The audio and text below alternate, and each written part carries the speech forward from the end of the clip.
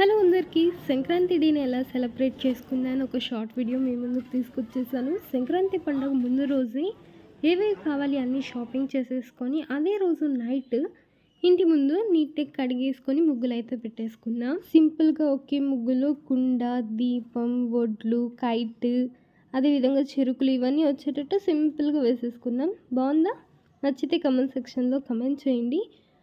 Full video నేను ఎందుకు upload చేయట్లేదు రెసిపీస్ అంటే కొంచెం కోల్డ్ అయ్యి వాయిస్ ప్రాపర్గా లేదు, అందుకని నేను ఇంకా రెసిపీస్ ఏం అప్లోడ్ చేయట్లేదు. వన్స్ నా వాయిస్ సెట్ అయింది సూన్ రెసిపీస్ అప్లోడ్ చేస్తా, ఓకేనా? ఈరోజు లంచ్కి ఏమేమి చేసుకున్నాం చూసేసేయండి. వైట్ రైస్, ఇది వచ్చేసి బెండకాయ సాంబార్. బెండకాయ సాంబార్ మా అమ్మ చాలా టేస్టీగా చేస్తారు. ఆ రెసిపీ నేను మా అమ్మని అడిగి ఒకసారి మీకోసం చేసి చూపిస్తాను, ఓకేనా? సరే, నెక్స్ట్ ఫ్రైస్కి వచ్చేస్తే 2 ఫ్రైస్ చాలా సింపుల్గా చేసుకున్నాం. మేము 4 మెంబర్సే కదా, 4 మెంబర్స్కి కొంచెం క్వాంటిటీలో చాలా తక్కువ ఐటమ్స్ చేసుకున్నాము.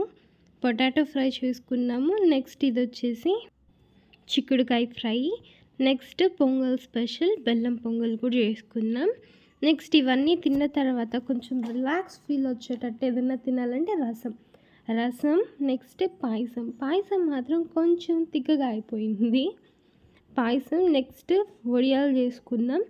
ఇంకా పూజలోకి మనం ఖచ్చితంగా వడలు చేస్తాం కదా, సో వడలు కూడా మమ్మీ వేడివేడిగా చేస్తుంది. వడలు అయ్యింది, దేవుడికి హారతి ఇచ్చేసాం. అంటే ఈరోజు మా అవ్వ మా తాతకి మొక్కున్నాము ఇంట్లో మేము. ఇలాగైతే మా సంక్రాంతికి స్పెషల్గా చాలా హ్యాపీగా జరిగింది. మరి మీ ఇంట్లో మీరు ఎలా సంక్రాంతి సెలబ్రేట్ చేసుకున్నారనేది కామెంట్ సెక్షన్లో కామెంట్ చేయండి.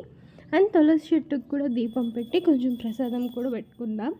సరే, మార్నింగ్ టైంలో మన ముగ్గు వ్యూ ఎలా ఉందో ఒక లుక్ వేసేసేయండి. నచ్చిందా? నచ్చితే కామెంట్ సెక్షన్లో కామెంట్ చేయండి.